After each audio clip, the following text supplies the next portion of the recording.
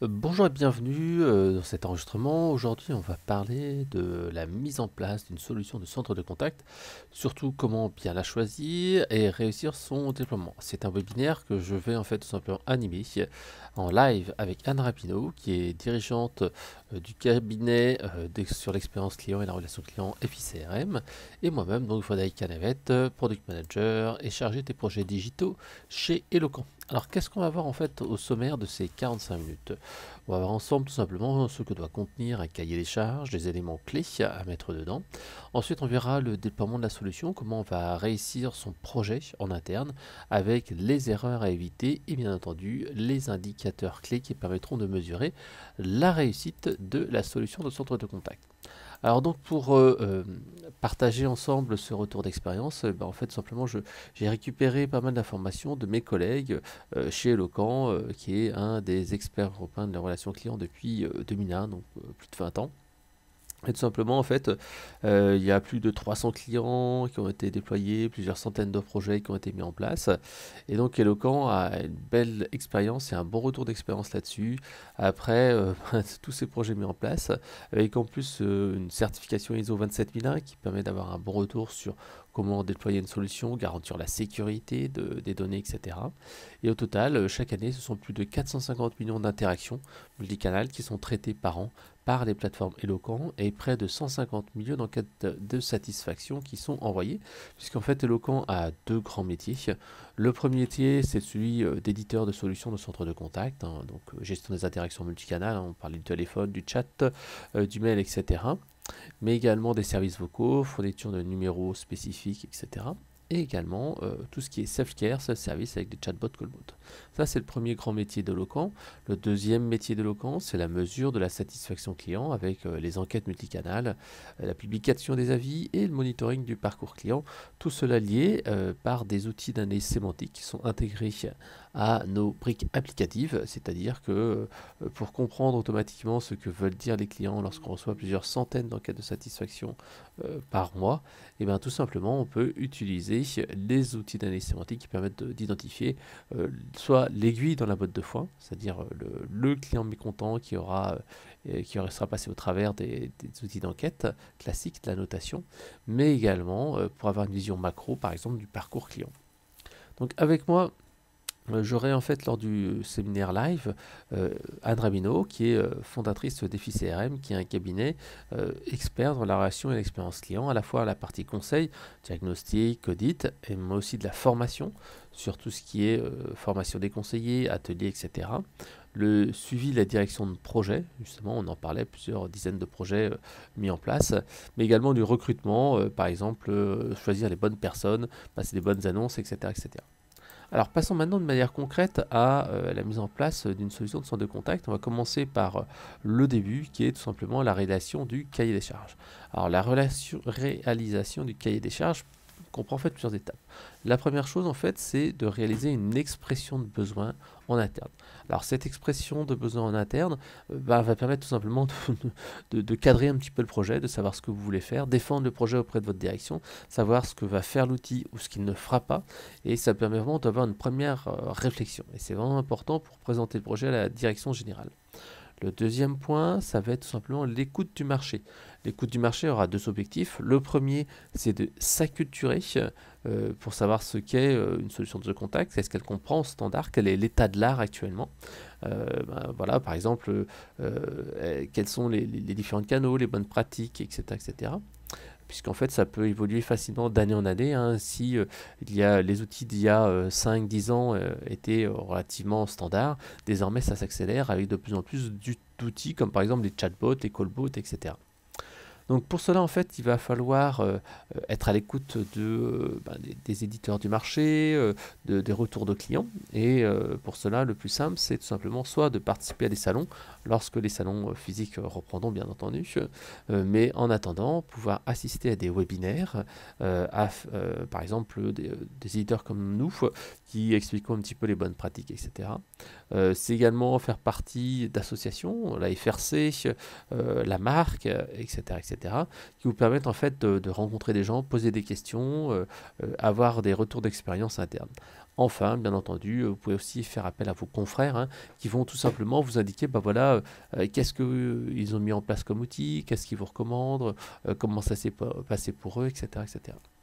L'autre point, là, une fois qu'on a fait cette écoute du marché, cette expression de besoin, c'est d'aller sonder les équipes. Alors, sonder les équipes, qu'est-ce que ça veut dire? Tout simplement, en fait, on va aller les voir et leur demander, ben voilà, quels sont les points noirs de l'activité actuelle et quels sont les points noirs dans l'expérience client ou le parcours client actuel. L'objectif, tout simplement, c'est de savoir quelles sont les améliorations qu'il va falloir mettre en place, les choses qu'il va falloir continuer, les choses qu'il va falloir juste optimiser, qu'est-ce qui marche bien, qu'est-ce qui marche moins bien. En fait, ça permet de faire un état des lieux et d'avoir une vision concrète de où on en est actuellement, une photo avec tout simplement la cible que l'on veut atteindre et les objectifs. L'autre point également, c'est d'aller estimer le budget.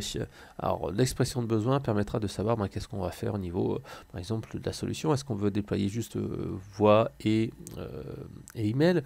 Est-ce que l'on veut également mettre en place du chat? À ce moment-là, peut-être qu'il va falloir former les personnes, trouver les bonnes personnes qui ont les compétences pour faire du chat, puisque aussi bien dans un centre de contact, souvent l'oral est relativement bien maîtrisé, autant l'écrit est parfois un petit défaut et il y a des formations qui sont nécessaires, une montée en compétences des équipes, par exemple avec les formations d'orthodidacte, la certification Le Robert qui permet d'aider les gens à monter en compétences.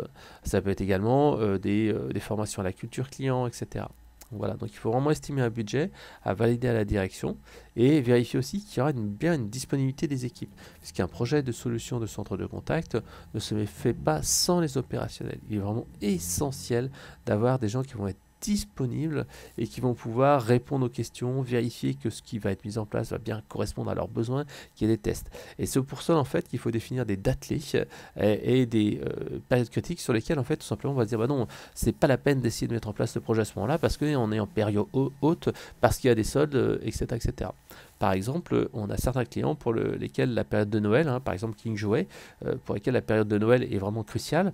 D'autres clients, par contre, comme par exemple notre client Aqualux, qui est dans le domaine de la piscine, où la période de départ, c'est plutôt maintenant, avec avril jusqu'à, on va dire, décembre, enfin septembre, octobre, novembre. Et là, en fait, c'est vraiment le cœur de leur activité. Donc, en fait, on a vraiment des périodicités qui sont différentes. Et à ce moment-là, il faut définir une date de mise en place prioritaire, tout simplement. Le dernier point, ça va être définir le périmètre du centre de contact, en particulier la relation qu'il va avoir avec le CRM ou le RP. Est-ce qu'on va revoir également la téléphonie d'entreprise, parce que ça aussi c'est quelque chose qui est important, et se dire non, moi je vais plutôt lotir et commencer mon projet par petit lot. Souvent on le voit chez nos clients, au début en fait il y a vraiment un cœur qui se situe avec la partie téléphonie, la partie gestion des emails, et c'est uniquement ensuite que voilà, on passe par exemple au chat, qu'on passe ensuite par exemple au chatbot, etc. Je donnerai un exemple d'un de nos clients qui est dans le domaine aussi de la grande distribution, B2C. Et ils ont commencé au départ par le cœur de ce qui était le plus important pour eux, qui était donc téléphone email, et ensuite en fait ils sont passés à différents canaux, et là en fait on est en train de travailler avec eux sur du chatbot maintenant. Donc voilà, et si nécessaire, on peut définir comme ça différentes étapes de migration en se disant voilà, on va commencer par ça, et ensuite on va commencer par autre chose. Alors que doit contenir une solution de centre de contact et quel est le rôle en fait du cabinet de consulting? Alors le cabinet de conseil va avoir grosso modo 5 grandes missions pour vous. Le premier en fait c'est de vous accompagner sur la cible, l'état de l'art et le bilan. Alors qu'est-ce que ça veut dire? Tout simplement parce que vous n'avez pas forcément une idée de ce qui se fait sur le marché, d'où vous êtes par rapport au marché et comment vous allez progresser et les difficultés qu'il va y avoir. Et donc dans ces cas-là, lorsque vous avez un point de vue externe, celui-ci va pouvoir vous dire, voilà, vous êtes là à ce niveau actuellement. Ce que je vous recommande d'abord, c'est commencer par là et ne pas essayer de mener de front tous les chantiers. On voit chez certains de nos clients, parfois, il y a une volonté de revoir à la fois le CRM, le centre de contact, et c'est un petit peu trop gros pour les équipes, un trop gros changement en très peu de temps, et des changements qui sont parfois lourds et structurants. Et dans ces cas-là, il vaut mieux tout simplement commencer par se dire ok, ben, cette année la priorité c'est ça, et ensuite l'année prochaine c'est ça, mais je garde en perspective le fait d'avoir un connecteur par exemple. Certains de nos clients nous disent ben voilà, actuellement j'ai tel CRM ou tel ERP, mais par contre d'ici la fin de l'année je vais m'équiper de SAP, je vais m'équiper de Salesforce, et à ce moment-là en fait moi je veux m'assurer que votre outil soit compatible avec ce que je vais mettre en place. Voilà.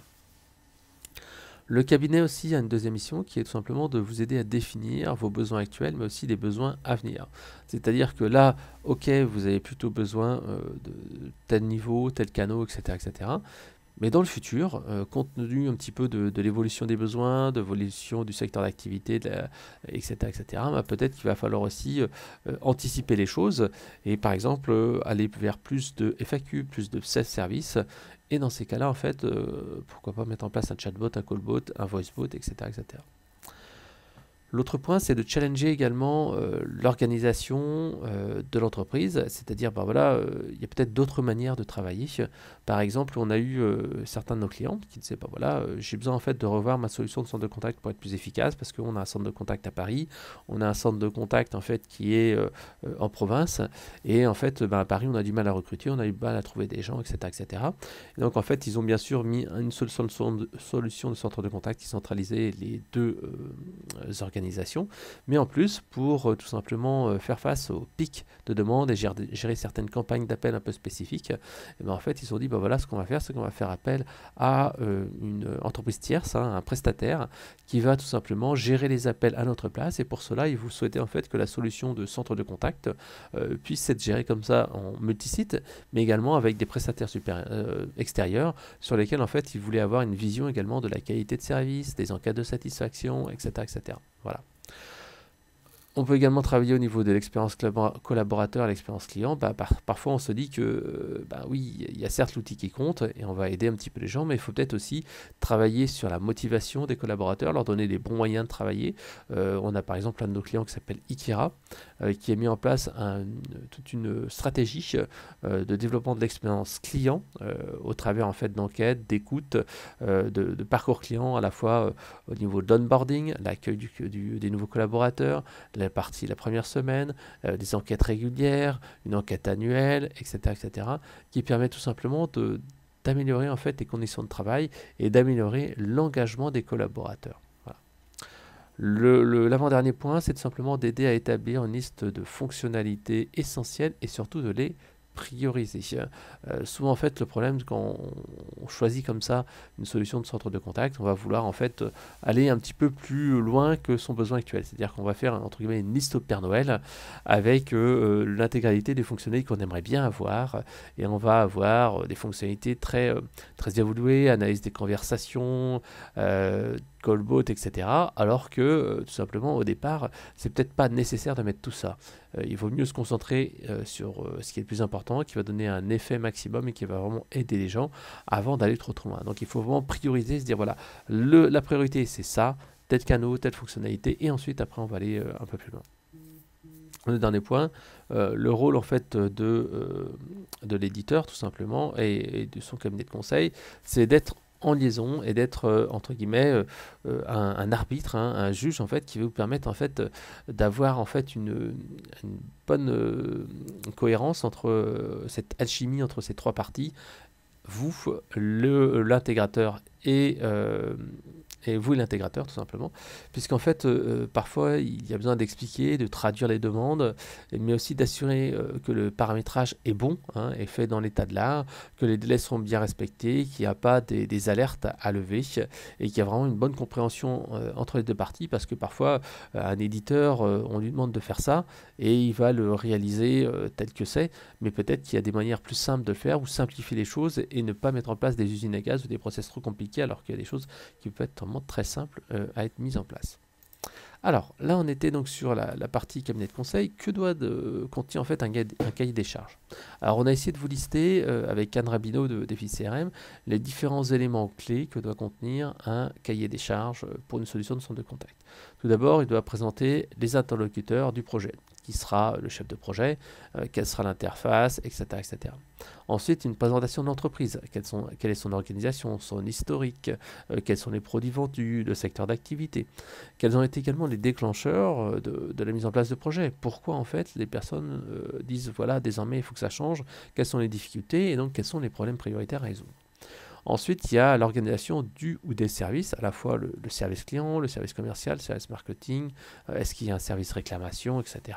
Donc en fait, ça permet d'avoir une idée de la structure en fait, de l'entreprise. Un autre point également intéressant, c'est les volumes par interaction. Par exemple, X milliers d'appels par mois, par jour, par année, etc., etc. Ça permet tout simplement de se dire, bah voilà, dans un tel volume d'appels, il vaut mieux plutôt telle solution, ou alors finalement, comme il y a relativement peu d'appels et plus d'emails, on va plutôt se concentrer sur telle solution et tel point. Si également une saisonnalité, c'est important. Par exemple, est-ce qu'il faut avoir au niveau des licences des possibilités de pouvoir faire des augmentations ponctuelles en fait du nombre d'agents ou pas? Est-ce qu'il faut calculer au nombre d'agents simultanés ou au nombre d'agents des licences que vous achetez tout simplement? Voilà. Vous avez également des fonctionnalités, comme on disait précédemment, qui vont être plus ou moins importantes. Et pour vérifier en fait que ces fonctionnalités correspondent bien à ce que vous avez besoin, et bien tout simplement le plus simple c'est souvent de travailler en cas d'usage. En cas d'usage, qu'est-ce que ça veut dire? Ça veut dire tout simplement que vous allez définir un scénario type, une histoire en storytelling, et vous allez dire voilà, le matin un conseiller se connecte, dès le départ il doit vérifier qu'il y a eu telle chose, ensuite il se connecte, des appels arrivent, etc., etc. Et ça permet en fait de distinguer l'essentiel de l'accessoire et de vérifier que la solution de centre de contact va en standard et souvent le plus en standard possible répondre aux demandes des clients. Il y a également des contraintes externes. Par exemple, vous pouvez avoir des contraintes réglementaires au niveau de l'archivage de données, vous pouvez avoir des contraintes au niveau du système d'information, des contraintes au niveau de la date de déploiement, bref, toutes les contraintes en fait de l'entreprise qui font que on a besoin de gérer du multilingue, on a besoin de gérer différents sites, on a besoin de gérer différentes statistiques, etc. Il y a également l'architecture informatique existante, l'architecture cible. On a parlé tout à l'heure. Est-ce qu'on a un CRM? Est-ce qu'on a un ERP? Est-ce que celui-ci va évoluer ou pas? Est-ce qu'il y a des web services? Est-ce qu'il n'y en a pas? Est-ce qu'on fait des échanges de fichiers? Le lotissement du projet, c'est-à-dire quels sont les projets prioritaires, qu'est-ce que l'on veut mettre en place en top priorité. Le planning avec le début souhaité, les différentes étapes et une fin souhaitée et réalisée pour le projet. Pour vous aider à choisir les bons éditeurs, n'hésitez pas à mettre en place une grille de conformité dans l'appel d'offres avec tout ce qui est fonctionnalité standard, donc disponible sans aucun développement spécifique. Ce qui est un petit peu spécifique, c'est-à-dire que justement on va faire un petit peu de développement et adapter la solution parce que ce n'est pas disponible immédiatement standard. Et qu'est-ce qui n'est pas disponible du tout, des fonctionnalités qui ne sont pas présentes dans l'application. Et avec un croisement avec les priorités, vous allez pouvoir voir en fait une solution, ce qu'il y a là, ce qui lui manque, et si c'est bloquant ou pas pour votre projet. À la fin, vous pouvez aussi demander un petit tableau de chiffrage avec non seulement la partie mise en place, mais également la partie abonnement, coût des communications, coût à l'agent, les agents supplémentaires, etc. Rappel, ne faites ni trop simple, parce qu'à ce moment-là, vous risquez de passer à côté des éléments clés, ni une liste au Père Noël où l'accessoire se mélange à l'indispensable. Alors, il y a une question qui se pose souvent, est-ce qu'il faut faire un appel d'offres ou pas d'appel d'offres? Alors, les appels d'offres sont intéressants parce qu'ils permettent en fait de réfléchir en interne, puisque vous aurez réfléchi à un cahier des charges qui va être plus ou moins complet, vous allez partager la vision, la faire valider par les différentes personnes, que ce soit les opérationnels, direction. Vous allez sécuriser le projet et réduire les incertitudes, parce que moins en fait il y aura de zones d'ombre, moins en fait l'intégrateur ou l'éditeur prendra de la marge de sécurité, il se dit ah oui d'accord j'ai compris, il y a ça à faire, donc ça va être beaucoup plus simple pour lui.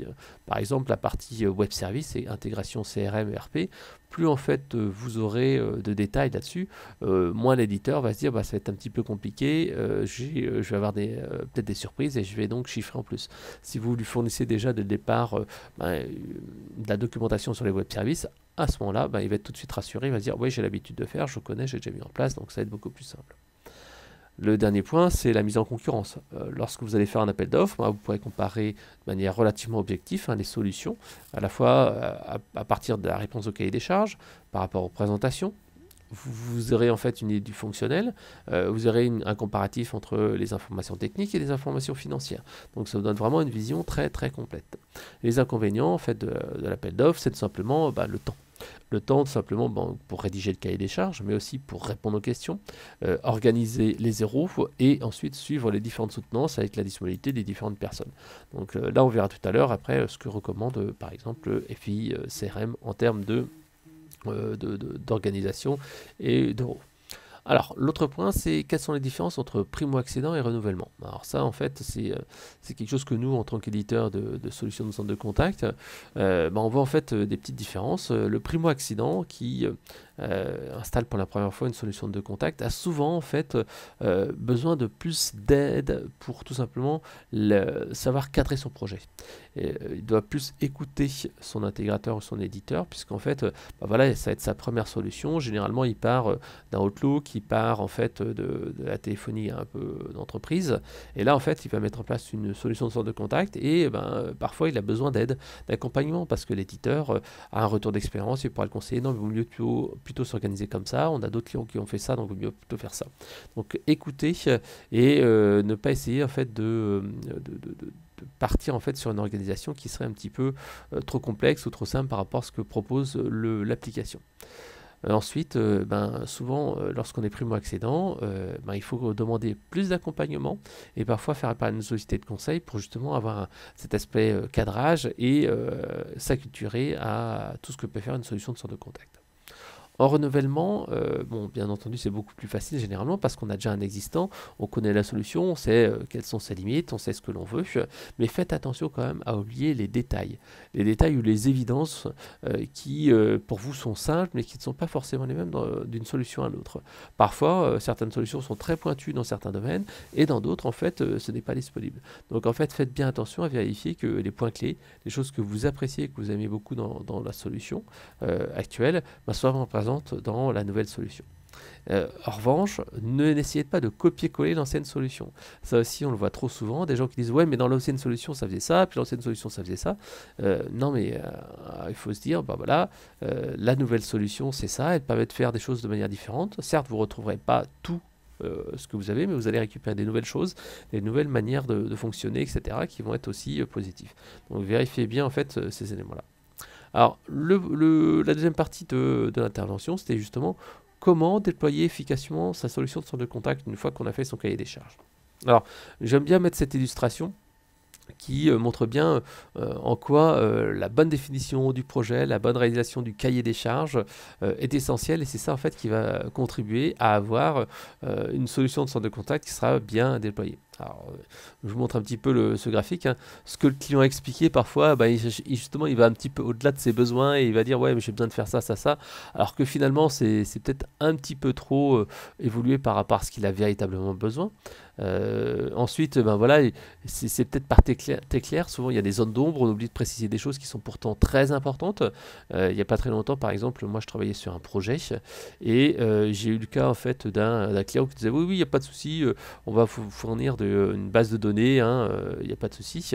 Sauf qu'en fait, une fois qu'on a commencé à travailler sur le projet, en fait, c'était une base de données au format texte qui faisait à peu près, je crois que c'était 200 mégas ou 300 mégas qu'il fallait interroger en format texte pour aller récupérer des données directement. Sauf que bien entendu, c'est impossible. Dans ces cas-là, il faut plutôt un web service qui va permettre d'interroger de manière simple une base de données. Et donc, en fait, il y avait un manque de culture sur ce que c'était une base de données, qu'est-ce qu'on pouvait faire comme intégration.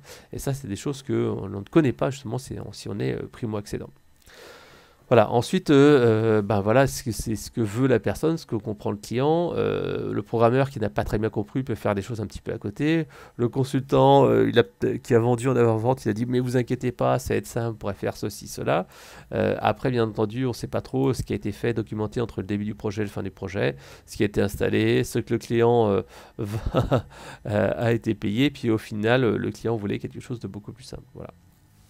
Donc, il faut savoir que le projet de centre de contact est véritablement un projet certes informatique, mais avant tout un projet organisationnel et humain. C'est vraiment un projet collaboratif. Il faut travailler la main dans la main entre le client, le cabinet de conseil, et l'intégrateur pour vraiment distinguer ce qu'il y a d'important, d'essentiel et adapter le mieux possible la solution de centre de contact aux besoins de l'entreprise. Pour cela, en fait, la gestion de projet est vraiment essentielle. Et c'est pour ça que nous, chez Eloquent, on a vraiment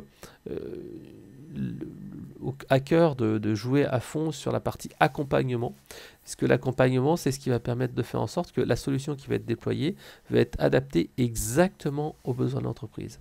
Et nous, en fait, on est vraiment promoteur de cette idée-là, c'est qu'il faut vraiment que la solution de centre de contact soit un vêtement qui soit fait sur mesure et que ça ne soit pas un carcan qui va freiner l'activité de l'entreprise.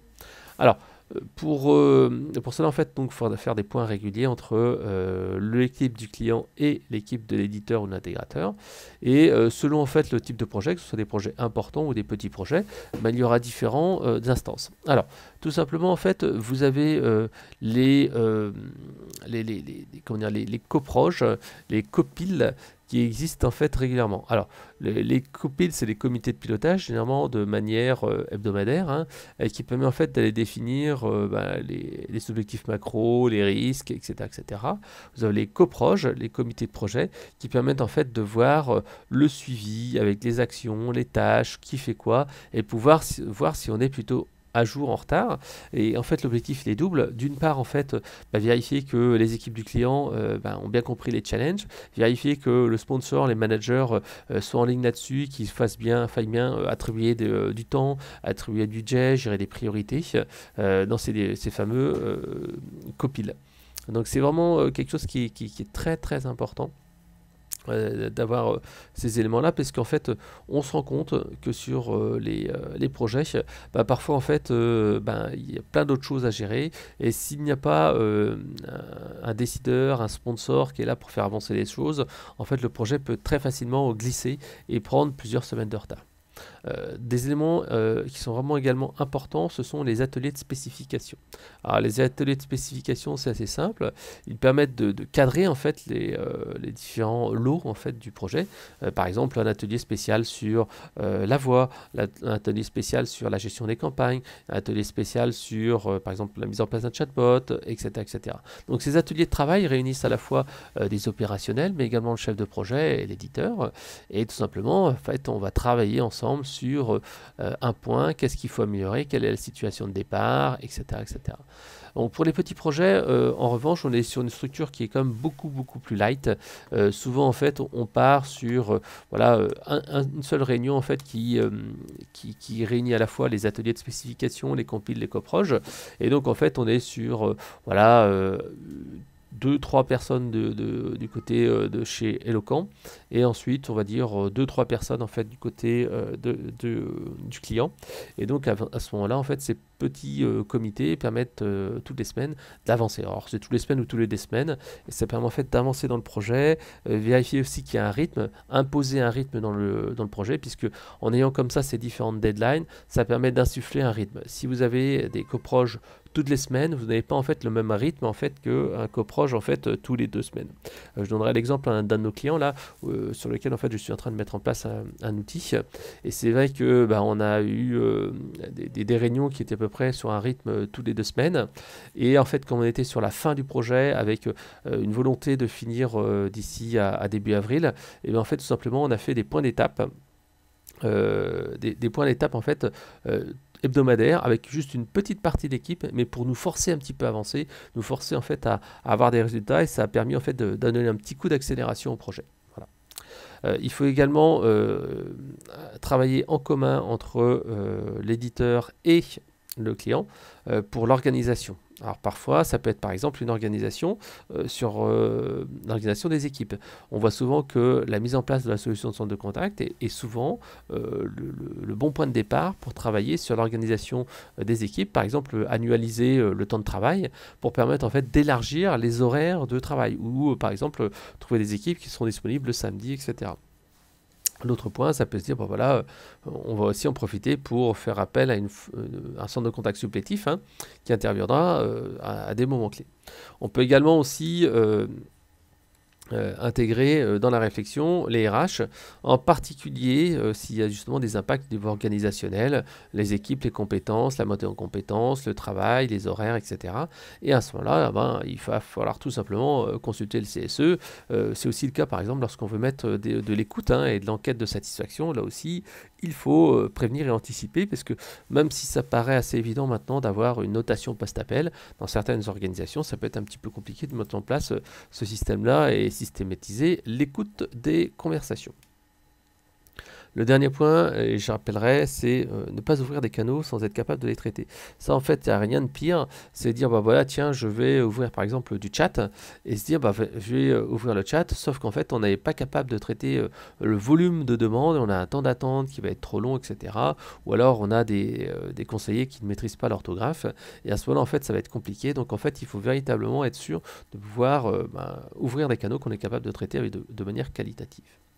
Alors, au niveau de la gestion de projet, ce qui sera important, c'est de se dire, voilà, il faut partager au départ les objectifs finaux du projet.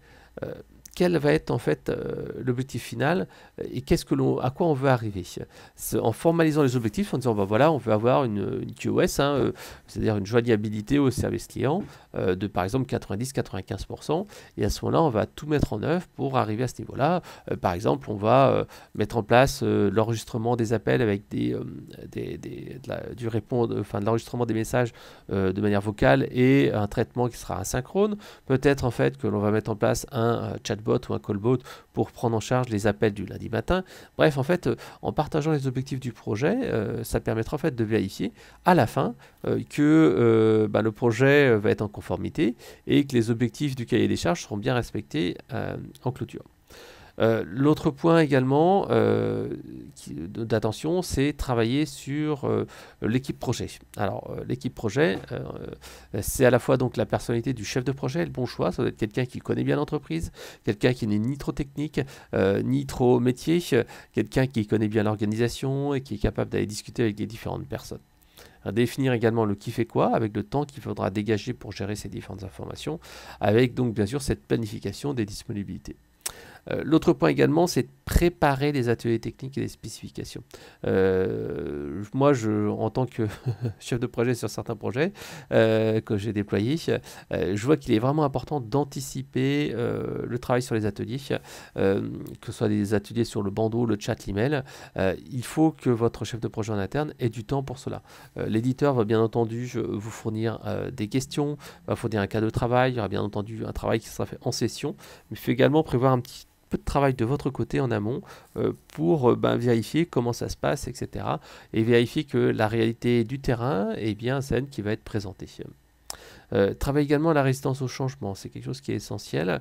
Et pour cela, en fait, il faut impliquer les opérationnels à toutes les étapes. À la fois, par exemple, pour le choix de l'outil, ça c'est essentiel, parce que les utilisateurs finaux vont l'utiliser au quotidien. Si on ne les applique pas, ils se sentiront un petit peu obligés d'utiliser une solution qu'ils n'ont pas choisie, donc ça peut arriver à un certain frein. Donc à chaque fois, il faut qu'ils soient inclus dans ces différents éléments. Et les inclut également dans les fameux ateliers pour être sûr que l'outil soit vraiment adapté, mais également la phase de recettage. Ça, c'est vraiment important. La recette, en fait, c'est la partie validation, et que lorsqu'on est validé, que tout se passe bien avec l'outil, ils soient d'accord que voilà, l'outil qu'on va leur délivrer va vraiment correspondre à ce qu'ils vont vivre au quotidien. D'où l'importance de travailler en mode scénario et en storytelling avec des conseillers. Moi, ce que j'aime bien dire et faire, c'est tout simplement de dire, voilà, avant qu'on soit trop avancé dans le développement, c'est de mettre dans les mains des opérationnels l'outil pour qu'ils puissent le tester et dire, voilà, tiens, ça va pas, parce qu'une fois qu'on aura mis en production, c'est toujours plus compliqué de faire voler les choses, tandis que lorsqu'on est encore dans la phase de cadrage, d'évaluation, c'est relativement facile parce qu'on a du temps en fait, on a du temps avant la mise en place. L'autre point également, c'est attention, il y a souvent, parfois en fait, une volonté de tout révolutionner, l'organisation, les méthodes, la culture, et ça peut être un petit peu difficile, donc travailler plutôt pas à pas. Attention aussi aux contraintes de flicage, en particulier si vous faites de l'enregistrement, si vous faites de la notation, post-appel, etc. Vous devez vraiment faire preuve de pédagogie. Pareil, des formations un petit peu sur la culture client sont essentielles pour diffuser cet aspect qualité de service et avoir du relationnel qui soit bien meilleur entre les clients finaux et vos agents du centre de contact. N'hésitez pas également à communiquer largement sur ce projet. Il ne faut pas qu'il y ait un effet tunnel. L'effet tunnel, c'est simple, c'est voilà, il y a une équipe qui travaille dans son coin, qui travaille à fond dessus, et c'est un projet un petit peu top secret que personne ne connaît, et ce projet débarque du jour au lendemain. Non, ça ne va pas. Il faut vraiment qu'il y ait une communication derrière, que les gens aient le temps de s'habituer, se faire à l'esprit, voir que c'est important, qu'il y a le relais de la direction, et à ce moment-là, ça permettra en fait d'avoir un projet qui va être admis, partagé par tous. De même, définissez des key users, des utilisateurs clés dans chacun des services qui vont être en fait les référents, qui seront formés, qui parleront et qui donneront la voix de chacun des services.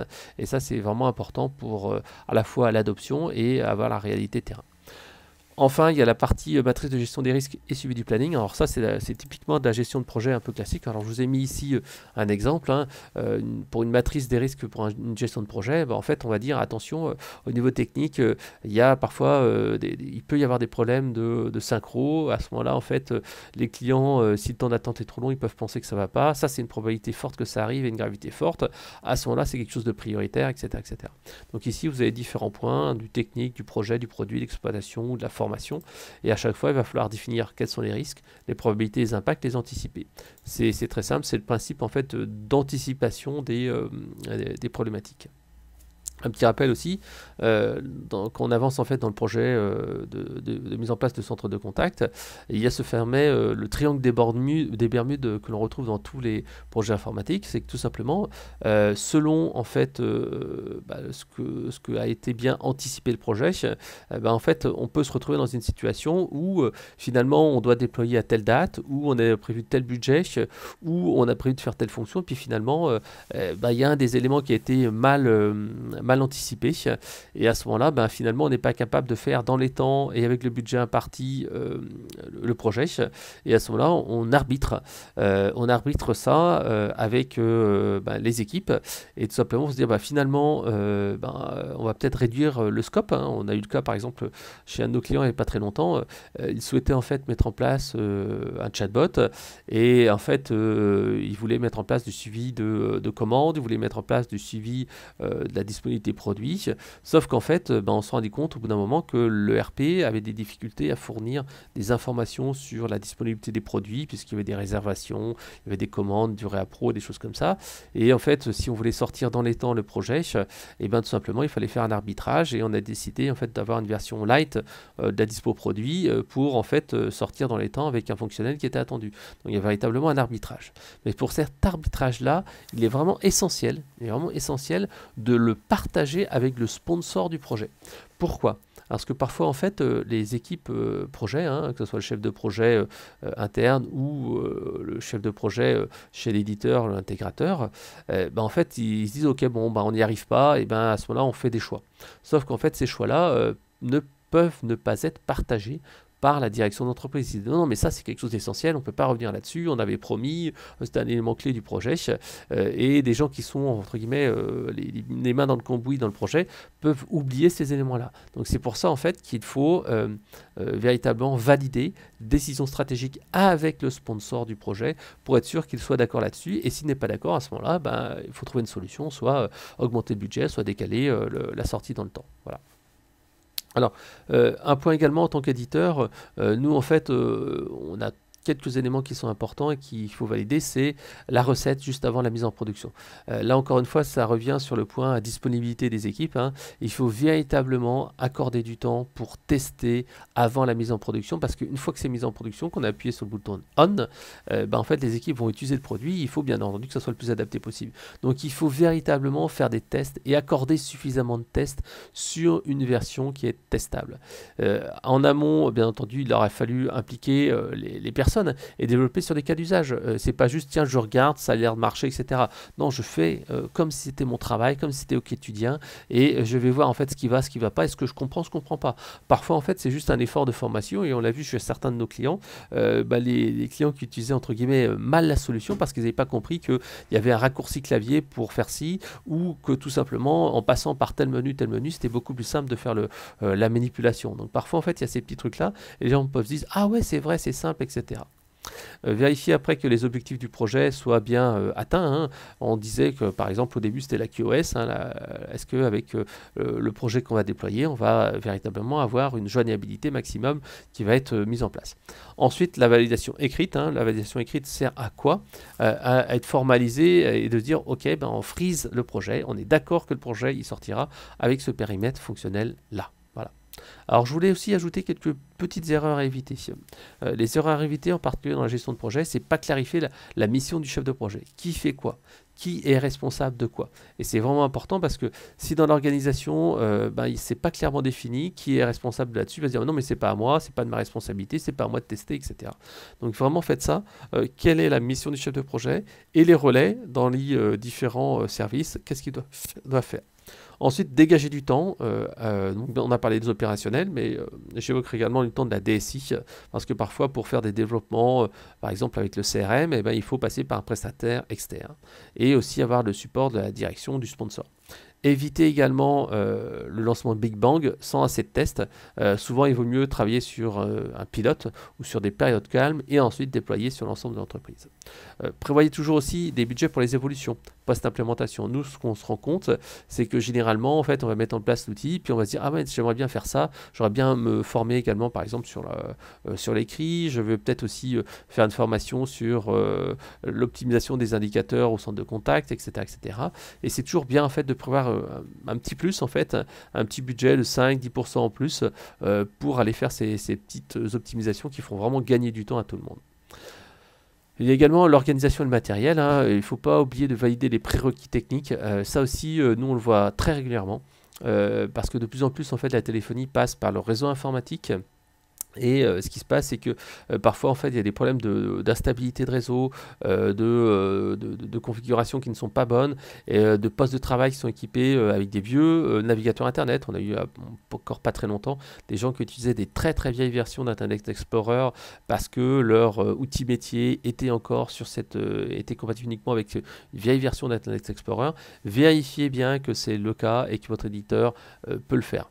On a également le cas avec un réseau de quasiment 600 agences, je crois, si je me souviens bien, 600 agences où on a dû mettre en place notre solution de centre de contact, qui était équipée d'anciennes solutions de PABX de manière très hétérogène, et ça a été vraiment une grosse difficulté parce que chaque agence était équipée d'un matériel qui était un petit peu exotique, et donc en fait il avait vraiment fallu faire ce petit audit au départ pour savoir qu'est-ce qu'il fallait changer, travailler avec les prestataires locaux, etc. Le dernier point, c'est il ne faut pas négliger les formations. Les formations sont vraiment importantes et si possible, en fait, dans l'environnement proche de celui de la production, avec une formation de key users qui seront là en proximité pour aider les agents, parce que entre la formation qui a été faite et puis le moment où ça a été mis en production, parfois il y a un petit peu de temps qui est passé, les gens ont oublié et il faut leur rappeler tout cela. Sur la solution, faites un focus sur la conformité RGPD, l'évolutivité et tout ce qui est hébergement de données en France. Hein. Nous, par exemple, on a choisi la certification ISO 27001 pour être sûr d'avoir des données hébergées en France et avoir une sécurité maximale des données. Pensez également aussi que ce que vous faites actuellement sera différent dans un logiciel. Vous allez industrialiser, par exemple, la gestion des emails et ça ne sera pas aussi simple que dans Outlook, parce que dans Outlook, on a sa propre messagerie, on glisse des pauses, on fait tout ça. Dans une solution de gestion des emails, il faut structurer un peu plus les process, etc. Et donc, il faut bien comprendre quelles sont les applications et former les utilisateurs là-dessus. Voilà. Il faut également choisir si on va faire appel à un intégrateur ou un éditeur intégrateur. Qu'est-ce que ça implique comme différence?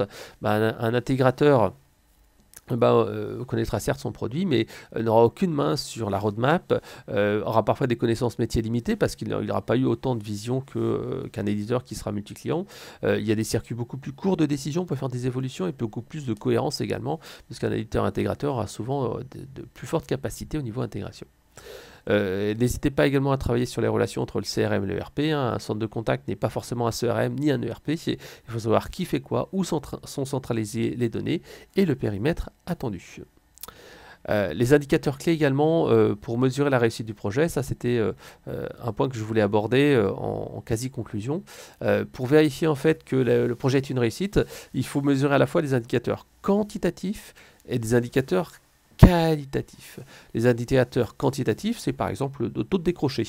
Est-ce que le taux de décroché est bien passé de 70-80% à 90-95%? Est-ce que le volume des contacts, des interactions traitées est bien meilleur? Par exemple, est-ce qu'il y a toujours des appels perdus? Ou au contraire, on arrive à traiter ces appels perdus? Est-ce que ces appels perdus font l'objet d'enregistrements et qui sont traités de manière asynchrone, etc. Est-ce qu'on a réussi à basculer une partie des appels vers de l'email, etc. Est-ce que la durée moyenne de traitement a diminué grâce aux outils informatiques? Est-ce que les délais de traitement aussi, par exemple des emails, ont été limités? Est-ce qu'il y a plus d'appels qui ont été traités en self-care ou via un SVI? Est-ce qu'on a une résolution au premier appel qui est aussi meilleure? Est-ce que les SLA sont monitorés et respectés? En qualitatif, là, on va plutôt travailler sur les enquêtes de satisfaction, à la fois au niveau des collaborateurs, mais également des clients. Est-ce qu'on a un reporting unifié qui permet de savoir tout simplement où on en est exactement dans cette qualité de service? Et est-ce que l'interfaçage entre le centre de contact et les outils métiers est bien cohérent et fonctionne de manière correcte? Voilà, donc on arrive à la conclusion de ce webinaire. Ce que je voulais vous dire, et c'est ce qu'il fallait retenir, c'est qu'il faut vraiment bien anticiper. Tout le temps que vous allez passer à travailler sur le cahier des charges va vous permettre de réussir de manière beaucoup plus efficace le projet. Il faut vraiment bien se préparer, définir bien comment fonctionne l'entreprise, les éléments d'attention, etc. Plus vous passerez du temps à anticiper les choses et à travailler sur votre cahier des charges, plus votre projet va être une réussite. Deuxième chose, bien intégrer les parties prenantes, à la fois les opérationnels, les métiers, la DSI. Rappelez-vous que c'est un projet informatique, organisationnel et humain. Ce n'est pas qu'un projet informatique. N'hésitez pas à vous faire accompagner pour exploiter votre outil à 100% avec un cabinet de conseil qui vous aidera à analyser la situation actuelle et l'organisation cible. Et pour cela, en fait, bien entendu, Eloquent et FICRM seront là pour vous accompagner dans votre projet. Alors au niveau de votre plan d'action, moi je vous propose en fait 3 horizons. Dès demain, tout simplement analyser un petit peu l'existant. Qu'est-ce qui va pas dans votre solution de centre de contact? De quoi se plaignent les collaborateurs, les clients et que faut-il améliorer? Commencez par vous acculturer, webinaire, analyse de solutions, etc., etc. Choisissez votre cabinet de conseil si vous avez besoin d'accompagnement. Réalisez une première expression de besoin macro en fait pour essayer de convaincre votre direction et leur expliquer en quoi une solution de centre de contact va améliorer l'expérience client, la relation client, faire des économies, etc. D'ici 3 mois, nommez un chef de projet et validez un budget. Finalisez un cahier des charges qui sont un peu plus complets que vous pourrez présenter à une sélection de 3 à 4 éditeurs afin de comparer différentes solutions. D'ici 6 mois, choisissez le bon prestataire qui soit adapté à votre taille, ni un trop gros prestataire qui tout simplement ne vous écoutera pas ou pour lesquels vous serez qu'un tout petit dossier parmi tant d'autres, ni un trop petit puisque à ce moment-là vous allez le surcharger et lui donner trop de travail. Donc il faut vraiment, et qui ne sera pas capable de prendre en charge avec en plus les dossiers qu'il gère. Donc il faut trouver le prestataire à sa taille et pour avoir aussi du poids pour peser dans les décisions. Avoir par exemple la possibilité de discuter avec directement le directeur général de l'entreprise, comme on le fait chez Eloquent. Lancez bien sûr le projet sur un pilote avec un périmètre limité. Voilà, j'espère que je vous aurai donné les bonnes informations et que ce webinaire sur comment mettre en place une solution de centre de contact vous aura intéressé. Donc ce webinaire a été préparé par Eloquent et FICRM. Donc en fait, n'hésitez pas à rentrer en contact avec nous pour avoir plus d'informations. À bientôt.